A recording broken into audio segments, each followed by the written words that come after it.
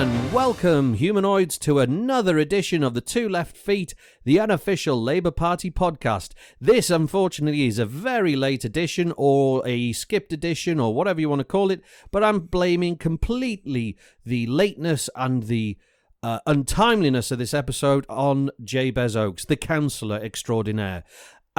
This week, we are going to be discussing, on the top of the show, the Batley Spen by-election. By-election, yes, it was a by-election. Absolutely, it was a by-election. But, you know, let it identify itself in whatever way it wants to. We're going to go and talk about so many things this week, including the birthday of the NHS, Thank You Day, the voter IDs, and so much more, including the possibility of it going home. Which home? Not too sure. Whose home? Let's see. So before we go any further, let me introduce the co-host with the most, not the loving litigator, your friendly local neighbourhood councillor, Councillor Jabez Oakes. Hello, Jay. Is it Thankful Day, or what's it called? It was, well, all right, we'll start with that one. It was Thank You Day yesterday in Wales. I am very thankful that the by-election is over. Yes, because now we can concentrate on the next by-election. Oh, is there another one? Well, there's always one that comes up. There's no vacant seats now. No vacant seats at all? Apart from the ones by Sinn Féin, which are always vacant. Okay. Okay, for our listeners, Jay, why are the Sinn Féin seats in the House of Commons always vacant? Because they refuse to swear or affirm loyalty to the Crown. Right. So what does that mean? It means they don't accept the authority of the Crown over Ireland. Yeah. And obviously that. It means they don't take their seats in the House of Commons. So they don't do the swearing-in ceremony at the beginning of Parliament, where all the MPs line up against the side of the dispatch box and then go and say something along the lines of what? I swear by Almighty God that I'll bear true allegiance to Her Majesty Queen Elizabeth, her heirs and successors according to law. Oh, so you just happen to know that off by heart? I know it because it's the affirmation for many things. Many different things, yeah. So becoming a citizen. Yeah. Jury service. Yeah. Oh, is it? Not true allegiance, but I swear to tell the truth, whole truth. You know, it's all that kind of stuff. Okay. Which you just, you tend to remember. England manager? Quite possibly. Not the Welsh manager. No, well, see, this is a point. This is what we're going to be talking about later on in the show. You know, it's coming home and everyone's saying you should get behind the home. Which home? Don't know. Well, we'll see. But then, again, like we said at the beginning of the show, we are very apologetic that we didn't get an episode in last week. We've just basically completely skipped the week. Sometimes life does happen. Things get in the way. And I know from my point of view, when Jay said he couldn't do recordings of certain days, and then it turned out I couldn't do recordings on other days, and I think both of us just went, let's have a week off. Yeah, why not? Yeah, it did fit. Because I think on Tuesday... Not an actual week off, can I just point out? No. Neither of us had an actual week off. No, we were still doing our real lives. We were just doing a lot more things in other places. Yeah. And to do with the Labour Party as well, because we are conscientious people. We are conscientious, community-minded individuals who do things for the people around us, including within our own Labour Party here up in sunny North Wales, and it's not been too bad. Given, we didn't, given we are properly in summer now, technically. And it's sunny North Wales is sort of apt, even though it's quite dull outside there.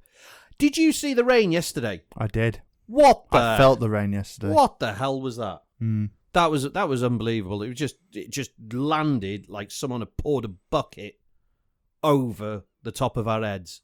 Speaking of pouring a bucket over a community's heads, shall we talk about the by-election? I don't know if I get that link. I don't either. It's just, I'm not talking about the weather anymore. Let's talk about. of thinking, what does he? No. It was basically, let's stop talking about the weather. No, it's not that. It's sometimes it's nice for the listeners to get a feeling of what goes on in our lives, and okay, maybe not your life, my life. I mean, everyone's interested. I've had comments and emails and all sorts of messages of support for me. I mean, not so much for you, obviously, because you do come out with some weird things from time to time. But the listeners have said they show interest and gratitude for what I've had to do in this podcast. And and to answer your question, Marjorie, my favourite colour is blue. Yes, and by the way, yes, if you do want to get in touch, you can. There are means and ways of influencing the show and actually partaking in what we have to offer here on the Two Left Feet, the unofficial Labour Party podcast. You can get in touch via email, and that's labourpod@gmail.com. Twitter and Facebook. You can follow us on Twitter and Facebook and get in touch with us. The handle on that is @LabourPod. We are currently on so many different platforms, including now, and we are uploading every week some of the older episodes onto YouTube. So you can subscribe to us on YouTube. Not YouTube. Not you. No. There's Operation U-Tree. Didn't that go well? Now, anyway, not on Operation U-Tree. We're on Operation YouTube. YouTube sounds like some sort of insult. I love YouTube. You complete tube, you. I don't know why it sounds like an insult. It just sort of rolls off the tongue as though it's an insult.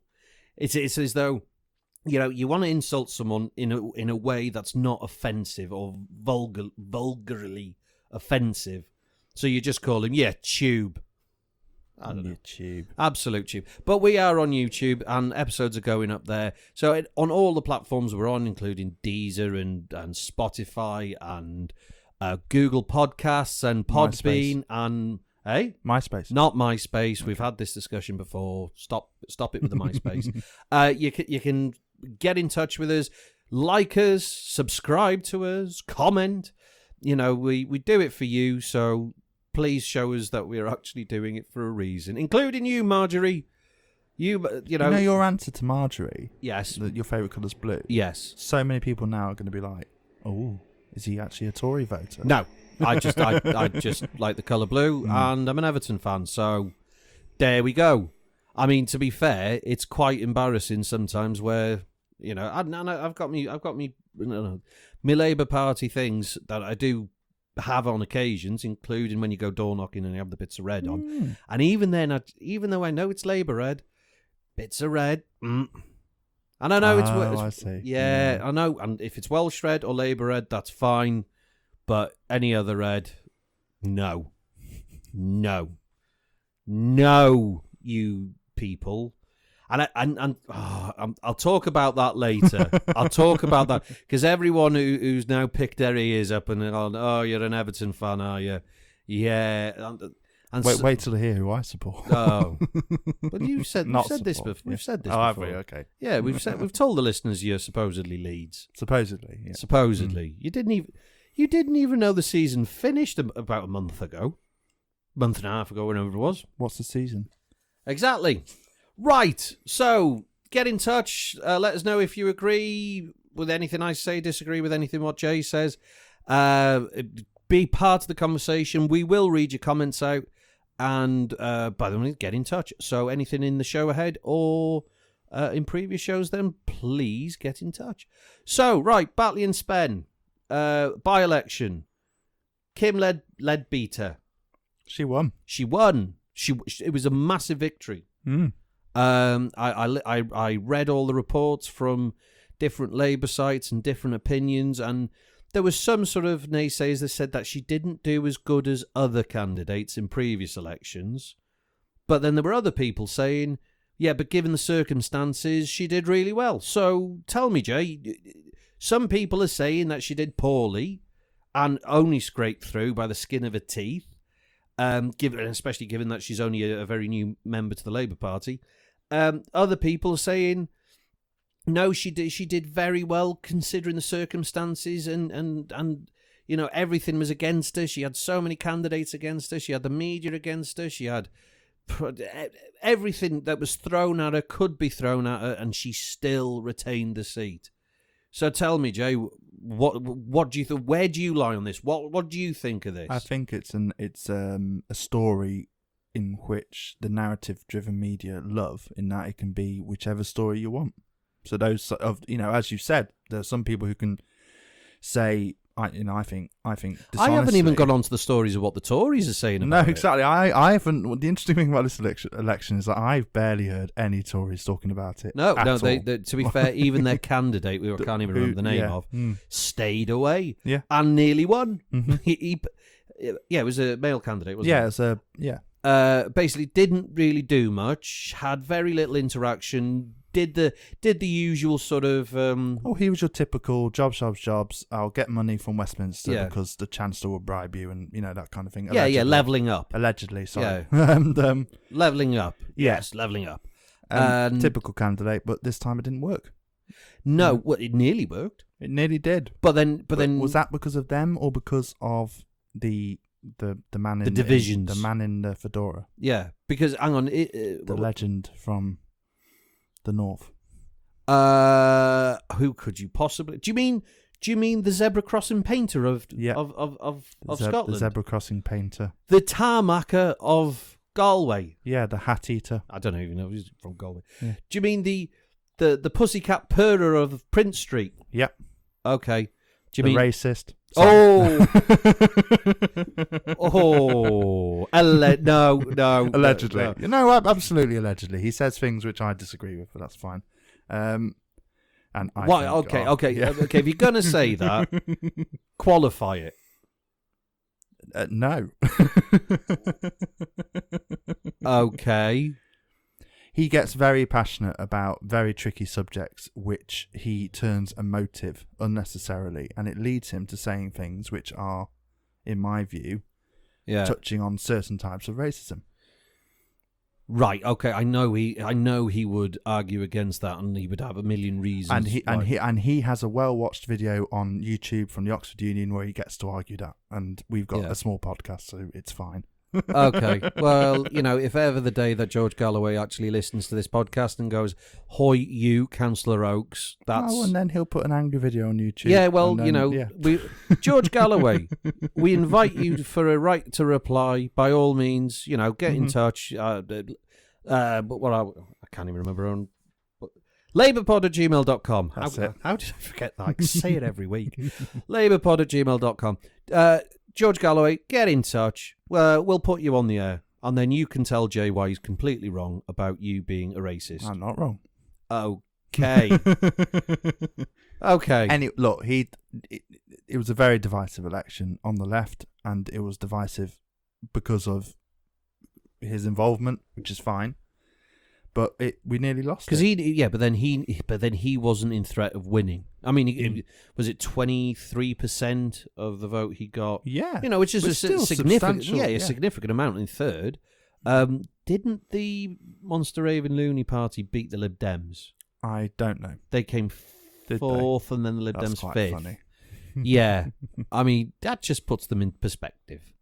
Sorry, Lib Dems, but but they won the previous by-election though, which no one has spoken about. No, that was not spoken about at all, because that was a Tory loss. Yeah, and it's amazing when you think about it. It's just terrifying. This by-election took so much media attention, and the one where the Lib Dems actually gained one from the Tories, nothing. No, nothing. I mean, there was a brief sort of little mention on BBC News, and in the by-election result, this happened. That was it. It was a huge upset as well. It was huge. It's bizarre. And then the ministers, who were some of them were brought on to various, Sunday news shows, which no one watches, and they said, "Oh well, governments are meant to lose by-elections." Yeah, and then they could just hide behind that answer, because that was the thing that, again, we Mr. Owen Jones was saying that in a period when a party is in opposition, they should be winning seats. They should be winning seats. It's not normal for a government to retain seats in by-elections. Do you want... Owen Jones has been taking a lot of stick this week. A hell of a lot. Yes. Deserved or not, do you think? Yes. That doesn't answer the question. It's deserved. And, okay, what's your opinion? I'll ask you first. Why do you think it's deserved? I think it might. And I know what we said in the last podcast, and we did sort of pile in on that sort of feeling, but we independently came to those conclusions and then made those opinions. But now, after we've seen everything and everyone piling in on him from all sorts of different angles, how do you sort of feel about that? How do I say this without offending even more people? It's okay to offend people. Just back it up. Come on. He did a documentary, didn't he? And he played it. Do you mean the original documentary? Yes, and he played it as neutral, and I was surprised. Yeah, because you watched it and you immediately said that's not neutral. No, because I said that's a lovely piece for George Galloway, which I found interesting because I didn't necessarily see it as that strongly a George Galloway lovey piece. But no, but he devoted a huge amount of time. Put him over. Yeah. It was all about. Most of it was about him. Very little of it was about Kim, all the other candidates. To be fair, okay, he's responded in the way that says he is a journalist. He's also a Labour Party member. His angle is from the Labour membership side. So he's reporting as a journalist from the Labour membership slant, which is... okay, that's fine. He's qualified that. Because that's the one thing we said in the last podcast is if you're going to do this sort of kind of piece, be honest about it. It's not neutral. It obviously is against the Tories, which anyone watching Owen Jones's stuff doesn't mind because he's probably the only independent journalist that actually does that openly. But don't also make it out that it wasn't a slight assassination piece. Yeah, it was very much, let's look at George Galloway, who's going to upset Labour's this is going to be an Batley Spen, which will be an attack on Keir Starmer. Yeah. And it meant that the Labour machinery had to respond to this election by saying, look, Keir Starmer's safe. He's won this. And I don't necessarily want that to be the conclusion either. No, because complacency breeds contempt. That's the phrase, isn't it? I think so. Yeah, and all these different cliques and left wing, and different left wing groups just... And we got lucky. And we should see it as lucky. Now, just to qualify, Owen Jones has for the week and a half since got on Twitter most days, and he's made a video, and we'll talk about the video in a second, defending himself and said he is a Labour Party member. He has always encouraged people to vote Labour. He has always voted Labour in different incarnations of the Labour Party since he's been able to vote. He is a Labour Party member through and through. He is a left journalist who was trying to make a piece about a by-election. That is his defence, which, okay, I understand, I get, but I think there were just a couple of things where it just felt, no, Owen, this isn't journalism, this is sort of your views projected. Yeah. And even, it's good to hear from George Galloway every so often. Yeah, it just reminds you... My views on him are entrenched? Not entrenched. They only exist because of listening to him and being able to watch him and hear from him and hear his views. And there are plenty of views of his which I agree with, but did really like 30 minutes of a hour-long documentary on George Galloway? No, it was a half-an-hour documentary and about 20 minutes was given to George Galloway. Oh, okay, so it's even worse than what I thought it was. And about 5 minutes or so was given to Kim Leadbeater. I keep wanting to say Leadbetter, but it's Leadbeater. And then 5 minutes was given to Andy Burnham. Yeah, and he asked very, sort of cross-examinatory questions about, are you going to stand for the Labour leadership and all that sort of stuff? Yes, it may not have been an assassination of Kim Leadbeater, but it was certainly an attempted assassination of Keir Starmer. Which is what I find concerning. And that's the it was the. I don't want. Right, I'm not going to go on about that. We've done it last week. We've done this. So we know what we're talking about here. We've already said it's just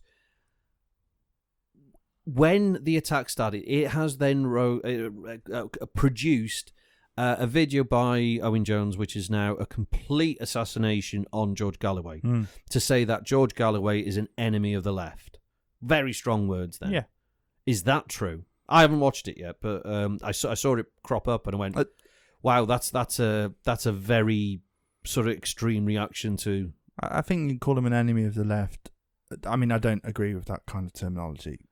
Yeah, the whole enemy. Yeah. That. But I understand where he's coming. Well, I don't understand where Owen Jones is coming from because he was talking to the bloke a few weeks ago. But in friendly terms. But the whole notion of being an enemy of the left, I imagine, can come from the fact that, as I said before, George Galloway often turns serious issues into emotive ones, and often just doesn't have a grasp on what's actually going on around him. Yeah. And yeah.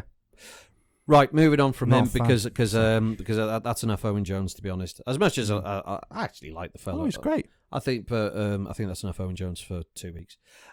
Kim Leadbeater, keep doing it. Kim Leadbeater, congratulations for one. Absolutely. Majority of just over 300. You've got your work cut out for you. You know, it's going to be a case of by the time it comes to the next general election in 3 years, I hope to see that she's done the work that she's promised to do in that area and be able to increase to a safe majority and actually get the trust back from the community. Yeah. Because there's a lot. I mean, just look at other people who voted for Galloway. That means there's a lot of work for her to do there to re-establish ties and communication with and a lot of it was the Muslim community there. Yeah, and there's a lot of issues with that as well. That doesn't even touch George Galloway really, and it's Labour's attitude to the Muslim community and other communities. Yeah, and you know we've always got to keep talking and questioning ourselves. It's not something that often comes up in our area. Maybe it should do, but you know, it's a constant conversation you've got to have with yourselves, especially in a majority society. You know, are we doing enough to actually respect different groups who, in the past, their vote has almost been guaranteed, and they shouldn't be. No, it should never be taken for granted. Never ever. Never should anyone's vote be taken for granted. But do you think she'll do well as an MP? I hope so. Well, yeah, I hope so. I mean, you don't face off against someone like George Galloway, who has won plenty of elections against established parties without having a cohesive and clear campaign. And I think she might be able to not fall in line, but be very, you know, quite a good voice, you know, on the benches. But we'll see what happens. Only time will tell. Yeah. Great photos of her on a winning day, on when the day she was elected. Keir Starmer went up to Batley Spen and celebrated with her, and you know. Yes, it made you thought, who won the election? Yeah. I mean, obviously it was a win for Starmer as well. Do you not think it was a win for Starmer? I think we need to be very cautious. Do you not think it was a glorious sort of a show that the people do want a Starmer government? No. Okay, that was short. Sorry. Do you want me to expand on that? Yeah, a little bit. I mean, you know, this is sort of talk radio, so come on. I think Starmer, he's got it is slowly working what he's doing, and he's trying to really present himself as a sort of normal person, a down to earth person. Well, hang on. What do you mean present himself as a normal person? Surely he is a normal person that happens to be a politician. All people are normal in a way. Quibble over the verbs I used. Yeah. What I meant was, you know, putting himself across as he is, rather than what the media want to put him across as, which is this QC lawyer who's trying to cross-examine. I mean, you'd rather Boris see him in an Johnson. England shirt in a pub cheering his team on. I thought that was quite nice.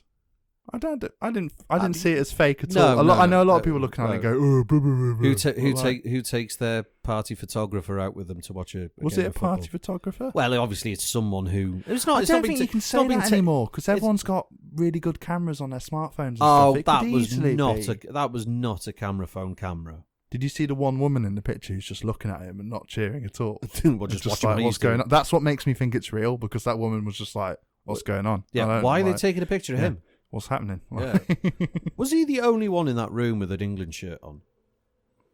Oh, I hope so now, because that would be Because really funny. I couldn't. I was looking around and like, is he the odd one out there? But anyway, yeah. But then talking about pictures, like I said, the Batley Spen one, I'm slightly, and this is one thing I sort of took from that. I looked at it, and went, oh, well done, and there's Kim and Joe's mum and dad there, and bloody blind whatever.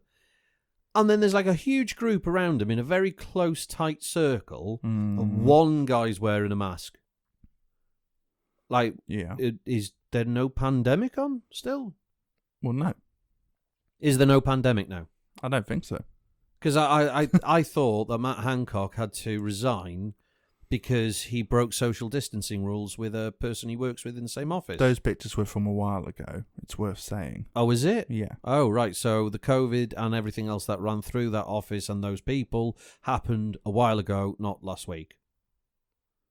But the COVID and everything running through that group of people celebrating Batley Spen is now, so it doesn't matter. No, I'm not comparing those two instances. And what I'm saying is that he broke the rules during a time when there was... Well, no, there are still rules in place. No, I'm going to go back. There are still rules in place, and if they were in a close group and they weren't in the same bubble, that shouldn't have happened. Yeah, that's what I'm going to say. Yeah, I just found it a bit odd. I mean, I'm not defending Matt Hancock. I mean, he's colossal idiot, but and womanizer. But in terms of when I'm talking about Keir Starmer, he started at the dispatch box the week before and spoke of a fella named Ollie Bibby. Yes, and said and then used all 6 questions in Prime Minister's questions last week to pretty much as best as Keir Starmer has been to. Someone said it was like a mob hit on Boris Johnson. Someone described it like that. It really was top game stuff. It was. Yeah. I can't dispute that. And then going in on how can you look Ollie's mum in the eyes and say that you did everything you can when your cabinet minister was breaking COVID rules, and you Prime Minister said it was fine. Yeah, but then. What was it? A day late? No, was it a day later? Yeah, it'd have been a day later on the Thursday. It then means that Starmer's gone up to Batley Spen as in a massive group, all hugging and cheering each other. Little bit sort of doesn't sit well with me. But again, is this a post hoc situation where we're after the pandemic now, sort of, and I'm not trying to muddy the waters or defend Starmer unnecessarily. Starmer's karma. Yeah, well, okay. But the reason Hancock was in such shit, frankly, was because he was doing what he was doing whilst there were clear rules in place during the deadliest parts of the pandemic. Okay, well, and that's the only difference I can see. Okay, yeah. Does that mean Keir Starmer wasn't in the wrong? Absolutely not. Does it make him a hypocrite? I mean, possibly. I mean, no one else has picked up on this. There's a whole sort of series of media and blah blah there, and none of them paid attention to it at all. No. So I don't think there's no. Well, point we've got left wing media, haven't we? Well, yeah, absolutely. Biased. Well, the BBC, yeah, Bolsheviks, aren't they? That's it. But in talking about that, so we'll move quickly on to the fact that supposedly after the announcement this evening, so this is Monday the 5th of July that we're recording this, Boris Johnson has been live on TV tonight with the harassed Chris Whitty. Did you see that? No. Oh, the video. The video, yeah, that was awful. I know. Whatever you think of these scientists and advisors, you know what? If you're gonna sort of harass them in a way and try and belittle them personally and just do things nasty towards these people, go lock yourself in a room and f*** yourself is the only advice I give. We have a separate. You're an idiot. Yeah, we have a separate civil service for a reason. It's so they can get on with the job. And I think one of the bad things about this pandemic is they've now come to the fore. Yeah. So everyone knows sees who they all are, and they treat them like politicians. Well, they're not politicians. They're definitely not politicians. They're experts. Yeah. They don't make any decisions. No. However, like everyone's saying, Chris Whitty made loads of decisions. No, he didn't. He's made 0 decisions. No. The only decisions he makes or advice he gives to ministers, and they make decisions. Yeah, he's not a politician. Mm-hmm. You know, fucking leave him alone. Go watch Yes Minister in a basic education in how not to be a knob when talking to civil servants. Oh no, this Oh yeah. Oh, he's lost his job, by the way. The fella who did the video and harassing in was it Hyde Park or was it somewhere around there? Probably. He was an estate agent. Well, yeah. There you go. There you go. Yeah, so moving back on. So the announcement tonight is that for England and England only, the 19th of July will mean the end of COVID restrictions. Full stop. Full stop completely. Mm-hmm. Freedom Day for England. I mean, I encourage Freedom Day for England. I hope they will be free of other parts of the UK as well in the near future. But Freedom Day for England will be the 19th of July. It is happening. It will happen. There is nothing that's going to stop it from happening now. It's been announced. Proper. Tonight. Yes. Do you think that's the right decision, or do you think... Firstly, never in the history of this government have they gone back on something they've promised is definitely happening. Everything they've always promised has always happened. No, at no point have they had to backtrack, U-turn, or do anything to compromise their own integrity at all, ever. So this is going to happen on the 19th of July. Even though I know you're joking, you're still making me very angry. Cause I'm not joking, Jay. I'm not joking. It's the single thing that's made me so furious. What do you mean the single thing? The single most thing that's made me furious. It's the top of the pile is how much they've just gone flip-flopped on these very serious issues. Is it the right decision? No. Why? It's another binary decision. It's another all or nothing decision when actually it should be, continued, grains of moving towards normality. Right. But and what it if, should be seen as normality. But what if, and it's evidence-led. Mm-hmm. So yes, people are there's a huge infection spike of all COVID variants, not preferably, but mostly the Delta variant, because they've gone for the Greek alphabet coding for all the different variants now. Mm-hmm. So it's not a country's variant, or an area's variant, it is the Delta variant. And even with this rampaging variant going through the country, the vaccine seems to be coping with these different variants that are coming up and are stopping or preventing people from needing serious medical treatment and dying. Because I know in Wales today, on Monday, we've had the Public Health Wales dashboard showed over 1,200 people in the last 3 days have contracted COVID-19 or whatever variants of it, with 2 deaths over the last 3 days. And then previous to that, there's been not even 10 deaths in the last 4 weeks. Yet, something like over 20,000, 20 plus thousand, 30,000 people have tested positive.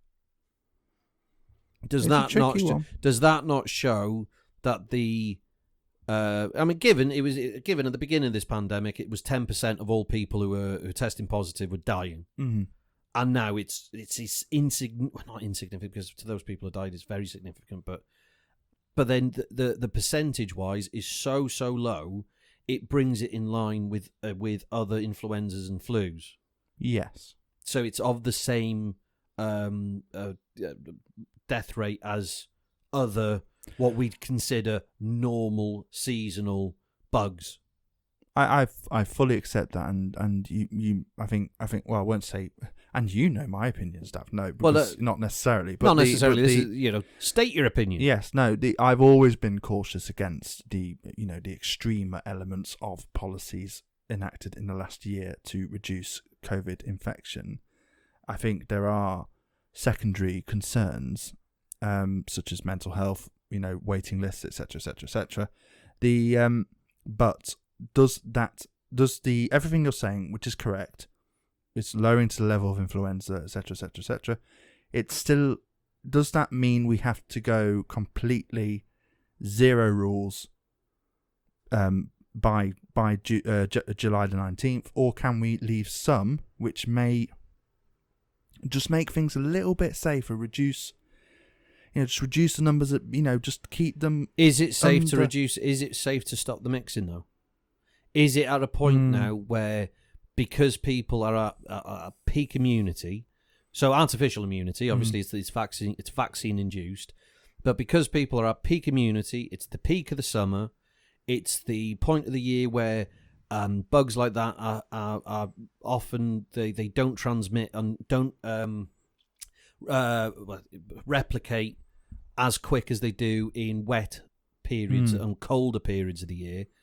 Does that mean that this is the prime opportunity to allow people to mix again and allow people to build their own natural immunity to COVID whilst they've got the vaccine immunity at strength? You're going to hear something, maybe the listeners are going to hear something rather refreshing from a commentator / politician / podcaster. Okay. I am not qualified to answer that question, and I don't think I can offer an opinion. I really don't. I think perhaps you are more qualified, and but I'm not. I don't know the answer to that. If the government, all I know is political experience and some legal experience. All I know is that when these decisions have been made in the past, they have led to a retraction a couple of days before or a couple of hours before on occasion. Yes. That is my concern. Yes. But science-wise, sure, that makes sense, what you're saying. That makes perfect sense. But this government is not a safe government. No, they're not safe people. No, they're dangerous. And this is the thing. I mean, by what Boris was saying tonight, I said, you mean the Johnson? The Johnson, yeah. Stop calling him that. Everyone call. And the reason, by the way, listeners, if you haven't heard any of the first episodes of the Two Left Feet, the reason why we call him the Johnson, other than the fact that it's a giant dick, it's the fact that this whole brushing him off as Bojo, Boris, sort of characterizes him into something friendly and fluffy. So that's why we say the Johnson. The couple of things I picked up on, he said a couple of phrases and a couple of things which I know weren't his words, that they have come from a scientist, come from someone who knows virology and the different sort of backgrounds to COVID-19, an expert you may call them. And some of the phrases that he used was like, that's not your phrase, someone has told you that, and that is more of how could I describe it? A scientific sort of evaluation of how to move forward. So if you want to test something, you do a test. Everyone remembers it from school. You do your methodology, and then you proceed with the experiment. He used language of that type, right? And it was in line with in-house language. In-house language.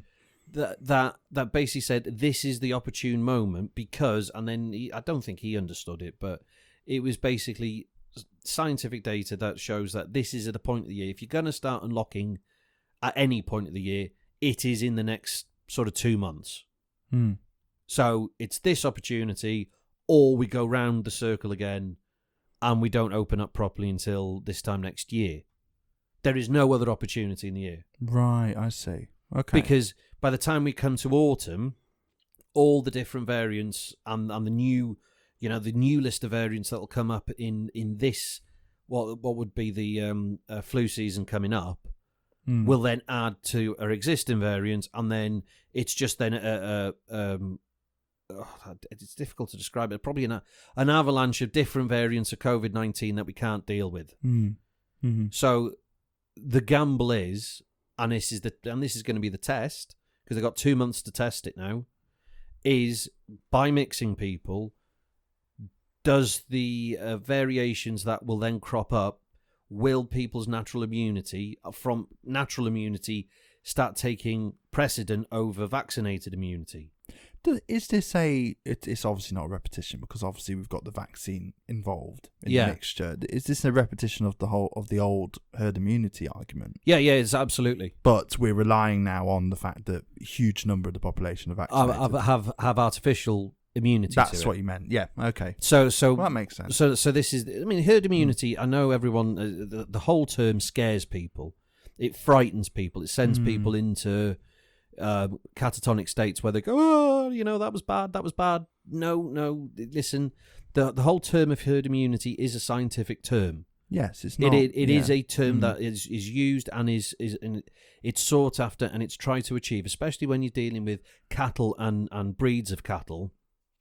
You do hear these people and vets talk about, the flock or the whatever the farming needs to be immune to whatever it is. So it's like the measles thing for kids. Oh yeah, absolutely. Mumps party. So you send your kids into chickenpox party. Yeah. That's what I mean. Not measles. Not measles. We don't want kids getting measles. No, not measles. Okay. Chickenpox parties. Don't send your kids to mumps parties. No. Chickenpox parties. Unless you don't like them. Well, there's that. And you send them into chickenpox parties, and the idea is one kid's got it, so the whole lot get it, and then they've got an immunity to it for later on in life, because when they're later on in life, it gets worse. Which is what happened in a way this time. Loads of older people got COVID. Yeah. Partly because of the mistakes of this government. Yes. And then they died. Yes. Right. But 140,000. And that's why some of us, including me, don't trust what the they're Johnson saying. when he starts saying when he's saying all similar this, things to what he said. And he's going on the lines of herd immunity again. But the difference is this time there is a base immunity that the population does have, but that immunity is finite. Yeah. Because that immunity will only last for as long as it will last in your body until it perishes. Because if you're not exposed to the virus at any point again, then your body tends to forget a bit, and it doesn't produce those antibodies anymore. I mean, it still can. It's got a memory. Well, that's what your annual flu jab's for people who struggle to replicate. Antibodies, yeah. And it's a system we have set up. I know I've got a few vulnerable people in my life, and they all have the annual flu vaccine. That's what they have. Yeah. And hopefully the COVID vaccine will be put into the mix. I think they're doing a special booster. Well, no, I think there'll be two, because I think there's a few people who don't want the flu jab. So there's people who will take. This is already. I've heard this as well. There are people who don't want the flu jab but will take the COVID booster in October, November. Oh yeah, that'll come as well. I mean, this isn't just everything opens and then that's it. It's everything opens and then there will be another vaccine program come October, November, December that will allow everyone to have a booster. Yeah, okay. which will contain the antibodies. Well, no, which will contain poison, Dav. Well, yeah, there's that too. Well, yes. And microchips, which will contain the ability for people to gain an immunity from any variants that develop over this summer and early parts of the autumn, depending how quick they are. So it's in conjunction with other things that are coming. Time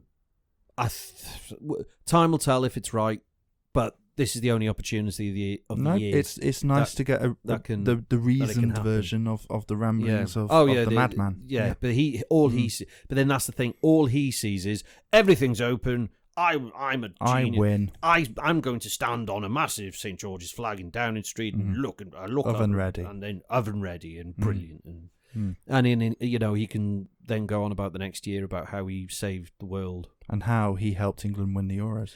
And how, of course, because standing on a giant St. George's flag in Downing Street will do the job. I mean, it makes, sitting in a pub as the only person in an England shirt sort of pale into comparison when you're the only person in Downing Street stood on a giant flag. At least Starmer's pretending to watch it. Yes. I mean, there's no way Boris could have watched it from there. No, I mean, no, he just stands at a conservatory watching it on a massive screen. Oh, we did. There is a picture of him actually watching it, isn't there? Yeah. He's sat on the table, isn't he? Hey? I don't know what I couldn't care less. So Wales, we're a bit different, and Scotland very much different. It looks like there was an interview with Mark Drakeford on, and I can't remember the name of the podcast channel, and it's three lads from Cardiff, and I can't remember. I'm sorry, lads. Brilliant little podcast. basically 3 lads from Cardiff. They do like a community podcast, similar to what we do, but very more. But the First very Minister specific. isn't MP for their area. He's an MP for their area. But one of the lads said they were just walking down the road. He was just walking down the road. He knew where he lived. He popped his head in the garden and then said hello to Mark Drakeford. All right. While he was gardening, and then just asked him, "Would you mind being on our podcast?" Oh. He said yes.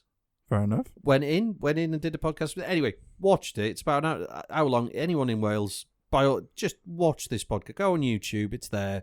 Mark Drakeford interview podcast, whatever you want to search. I can't remember what it's called now. A personal interview. Not a political interview, a personal interview. How you doing, Mark? Yeah. You know, I don't mind that. He needs to be asked. What were you like in school? Did you like school? What did you do then? What did you do after that? But it was quite interesting and quite funny in parts.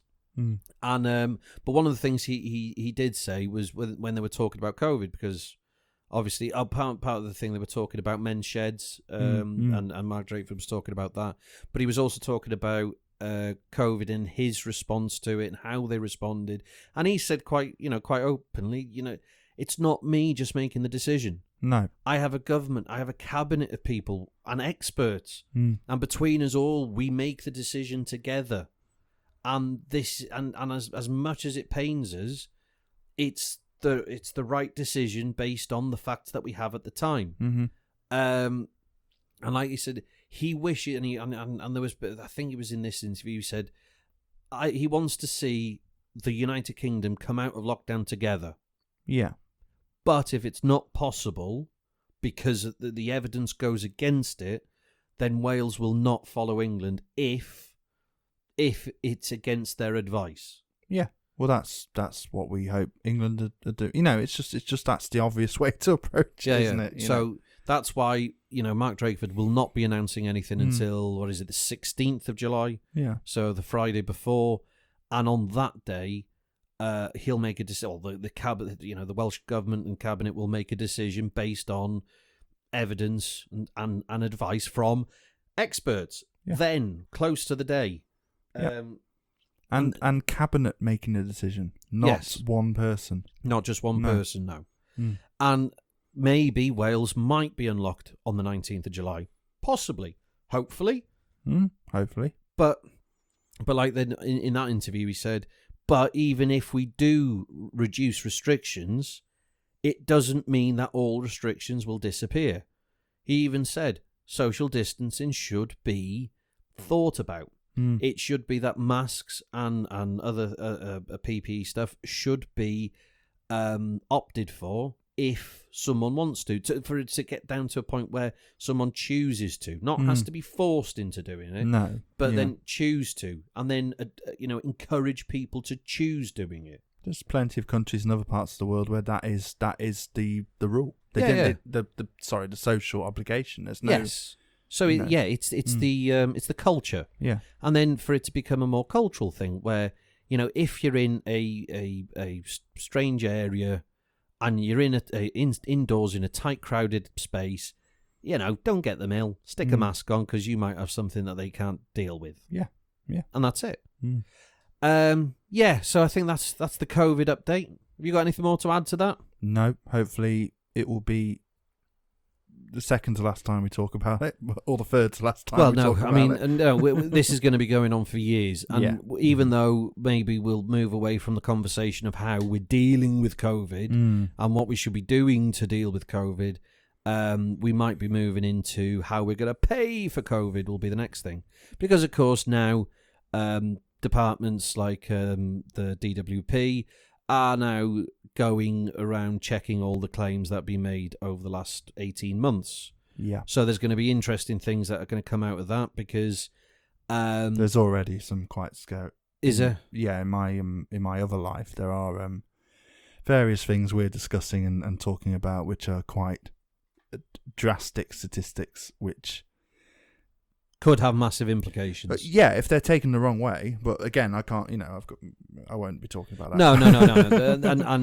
But you can't talk about it, but I can talk about what I see things as, and you could almost feel it coming where there will be people who are in vulnerable positions, and they're in those positions because they're in those positions, and they're going to be asked to provide all sorts of different bits of evidence that they probably haven't kept. 18 months is a long time, and I can see the DWP going after a lot of these people quite viciously and thoroughly. Mm-hmm. So in the year or two to come, there is a possibility that some individuals will be made examples of, and to be expected. Well, the huge kick them all down, Jim. Well, the huge danger is the entire system will be used and made an example of, which is what we saw in 2010. More cuts, more austerity, more cuts, more austerity. Yes, we've got to pay for it somehow, haven't we? All of this must be paid for. We got a lot to come on that.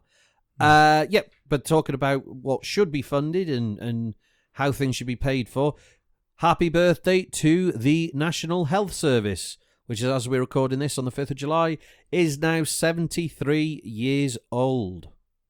It's looking like it's 73 years old in some ways, but it's also... Yeah. I mean, it's nice doing really well. It's nice many of us. that some people have been born, lived, and are still living beyond still living beyond the death date of the NHS. Because it looks like it could be soon in England. Yeah. In Wales, we're just slightly different here.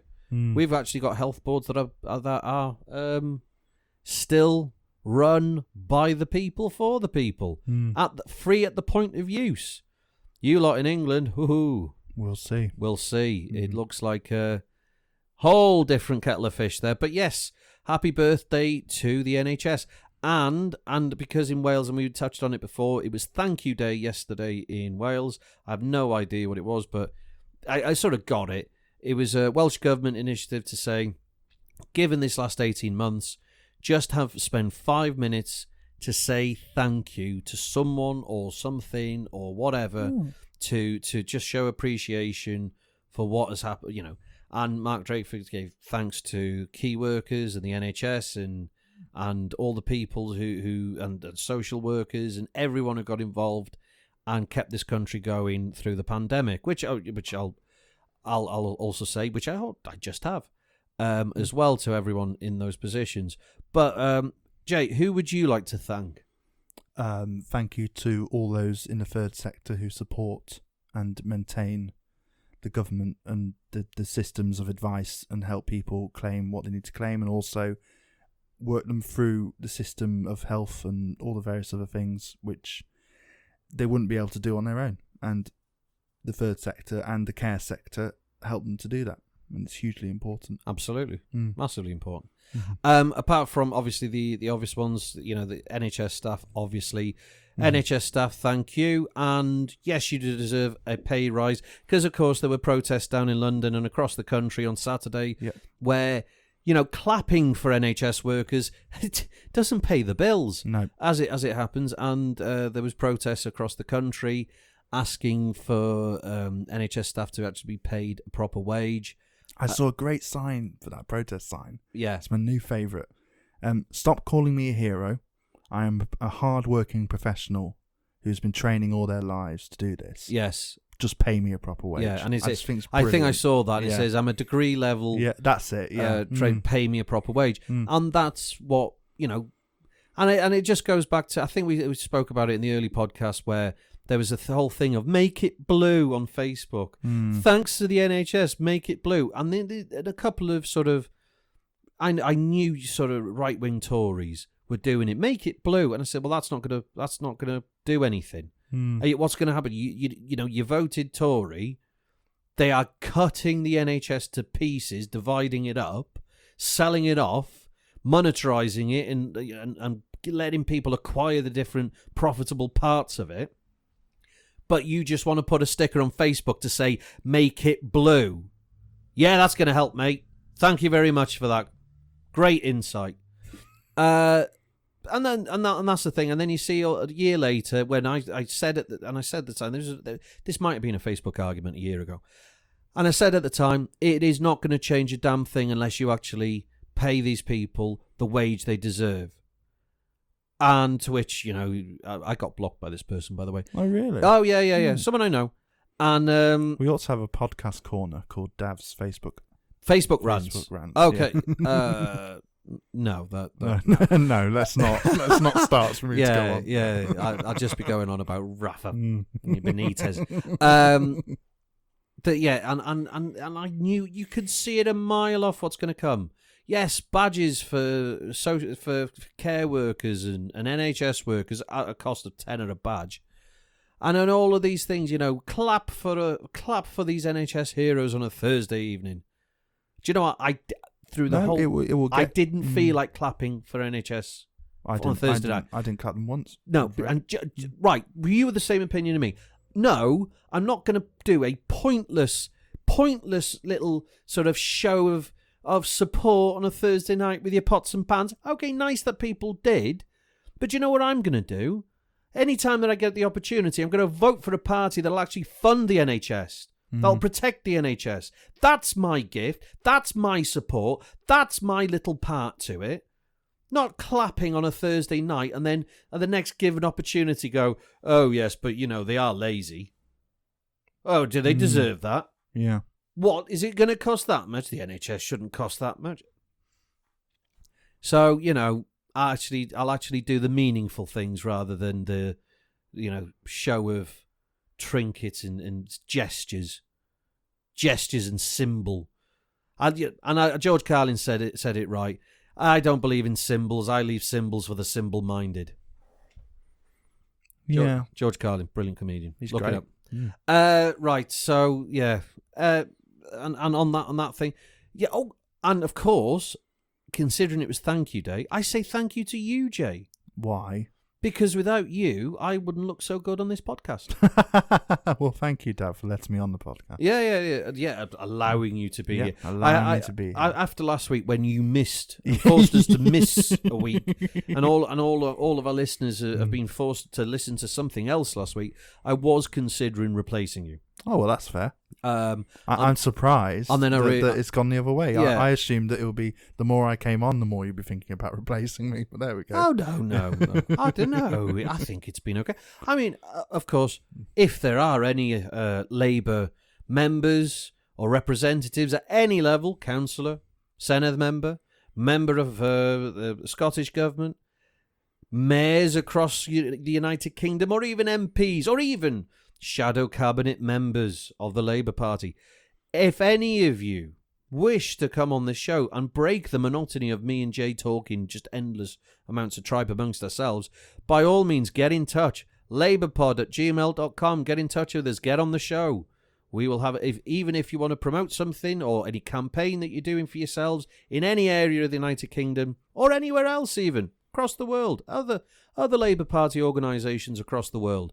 Get in touch. We'll have you on the show. It'd be great to talk about people's local stuff. Yeah, brilliant. and then to have a subject that the Labour Party are doing locally somewhere in the country or other associated Labour parties across the world, and to understand that this is the work that we do everywhere, or try and do, because we're community based. We're members based. We're full of members, enthusiastic members, trying to make their communities just a little bit better. Just a little bit better than what it is. Not asking much. Just fairness. Just things to be fair. Fair and just. Yeah. Just things to be fair and just. I don't know, this is turning into the Spanish Inquisition, but but you get what I mean. And for those people out there who are Labour activists or supporters even, get in touch. We do want to hear from you. labourpod@gmail.com. Twitter and Facebook @LabourPod. Right, I think we're all right for this week. I think we've is there anything else that's happened this week that's annoyed you? Oh, other than, and we've got to just quickly mention we've had one rant this week. Do we need another one? Quickly mention. I know we've got them up because we last week, because you missed last week, we have missed the Matt Hancock thing. Even though we briefly spoke about it before. Didn't we? We briefly spoke about it before and blah-de-blah. Him having affairs is one thing and that's his own business and blah-de-blah. supposedly there's meant to be another story breaking before long. Supposedly. About what? There's another high senior Tory who's been doing things that they shouldn't have been doing. It's not Michael Gove, is it? I can't. Oh, I don't know. All You could think that, but I couldn't possibly comment. Oh, okay. All right. And because you've said that name, it means I can't say what it is. Oh, sorry. Well, he and his partner have. Are they split? Or? Yeah, they split. Oh, they have split. Mm. Oh, so has this forced them to split? No, I think it may be a long time coming, but Oh, right. which okay. is That's sad. That's an interesting point in itself. But we could talk about that another time. Well, there we go. Right. I mean, yeah. Well, there's other things that I think Jay made me a list of things that he would like to talk about on the show before we went live. I think we've run out of time, and those things can go to the can in fact go to the next episode. Fair enough. Because I think given this is the late edition of the Two Left Feet, the unofficial Labour Party podcast, I think that you need to possibly give up a bit more of your time for the listeners to give them a catch-up episode, maybe. Yeah, sure. I mean, that's not enough to actually do catch-up, but we'll see. Right, is there anything else left this week? Have we forgotten about? I can't. Ballots for CAC could be mentioned quickly. Go on, but ballots for CAC. What does that Conference mean? Arrangements Committee, which is the committee which organises the conference, which hopefully is happening in person this year in Brighton. A ballot should have come in your email. If not, you need to email the party and get it sent to you. Yes, where you can vote on people. And it's just a really important committee that doesn't get much notice. So it's the Conference Arrangements Committee. Yeah. And so all those motions conference. you would have agreed on in your parties, your local parties, these are all being discussed by this committee. That's why it's important. And then this committee decides what they lump in with what. Yeah. So if there's two of similar, they'll put them all together. they'll put them together. And sometimes reject as well if it's not within competency, which is controversial. So if they're too controversial, the members of these committees could reject them. Yeah. Okay. Depending on who the members are. Depending on the which members. is why it's important to vote for them. Anyway. Yes. Yeah. So, just a bit of Labour, internal Labour stuff to because there could bore be half the listeners. because there could be motions about people we can't talk about. Yes, which would be... suspended members who are out of the party, sent beyond the pale. The Parliamentary Labour Party. Out of the party completely. They've been sent away since last November and told to fuck off. And they're not allowed to come back in ever again. We can't even mention the name of this one particular former member because we'll be taken off air otherwise. And sorry, if you think we can talk about him, we can't. And if you think we're going to talk about him, we're not. So, all of you there who think I'm going to say his name, I ain't going to do it. Because he ain't in the party no more. He is in the party. He's not in the party. He is in the party. Well, he's not, He's not in the Parliamentary Labour Party, but he is in the party. Well, he's... An important point about that is that there are plenty of other members of the party who are still suspended for various reasons. Yes. And their cases haven't been resolved. And that is important and should be a motion at conference. But anyway. Yes, but, if the CAC say they don't want that motion to become part of conference, then the CAC will have its way. Well, so vote. So, that's why you've got options of who you want to vote for into the Conference Arrangements Committee. Because otherwise we can't say the name Oh, crap. Anyway.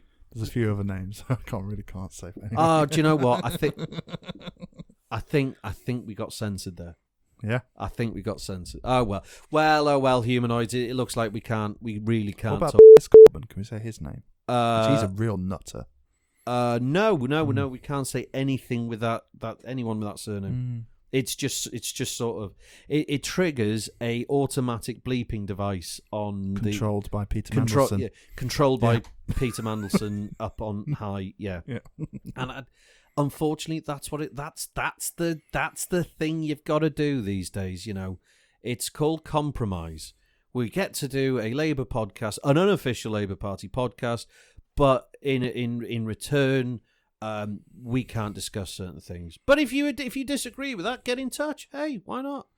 I mean, if someone else mentions it, it's different.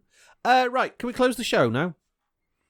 I wish we would. Okay, because I think people have had enough of this for this week. I know it's been 2 weeks. I know you haven't heard us for 2 weeks, but we're not going to do 2 hours. Bugger that. We'll just do this. We'll get back to normal. Hopefully, Jay will actually sort his life out. No, maybe absolutely not. And we can actually get back onto recording schedules. Hopefully, we'll be back on Wednesdays. There is a thought we might move the release date to Thursdays, but then that's very tight. That means we'd have to watch PMQs and then I'd record and then edit and then actually that's a stupid idea. Oh, okay. That's a stupid idea. I mean, it might be. No, we'll. Nobody cares. Nobody. Okay. Just Nobody cares. Nobody cares. Nobody cares. Okay. So, any parting words from Cllr Jabez Oakes? No, I don't do parting words. You don't. I've never had to do that before. No, on this podcast. I just felt that I say one word at the end and then that's it. No, Jay, give yourself a little bit more sort of oomph, a little bit more sort of pizzazz. You're on radio. Matt Hancock should be in prison. Oh, wow. There we go. Okay. That's Jay's parting shot. Right then, ladies and gentlemen, that is the end of another Labour Party, the Two Left Feet, the unofficial Labour Party podcast. If you want to get in touch with us, please email. It's labourpod@gmail.com. Twitter and Facebook is @LabourPod. Please like, share and subscribe all our platforms or wherever you're listening to this or wherever you don't listen to this. Just like us. Give us a share. Give us a comment.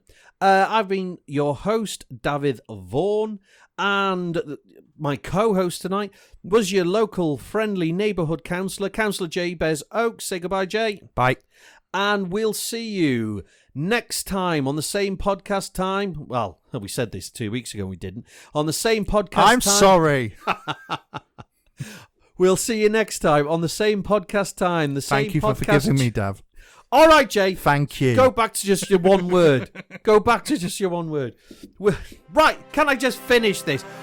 Oh, bye-bye, everybody. Goodbye.